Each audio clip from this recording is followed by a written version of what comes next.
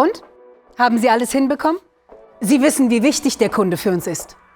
Ich habe mich an alle Einzelheiten der Bestellung gehalten. Na, dann hoffen wir mal, dass das Fahrzeug heute vom Hof rollt. Schönen guten Morgen. Sieht doch ganz gut aus. Nur hier, bei der Ausstattung, da gibt's eine Sache, die kann so nicht bleiben. Da waren wieder Spezialisten am Werk, die von der Praxis keine Ahnung haben. Also hier, im Cockpit. Ich verstehe. Sie möchten die Position der Bedienfelder geändert haben. Das überlassen wir am besten unserem Techniker. Wäre doch gelacht, wenn wir für Ihr Problem keine Lösung finden würden. Hm?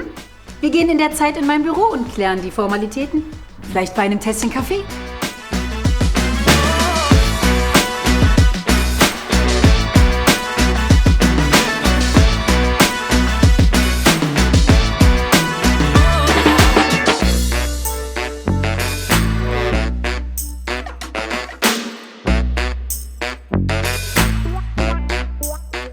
So, dann schauen wir mal, ob wir Sie zufriedenstellen konnten. Was? Jetzt schon? Sicher?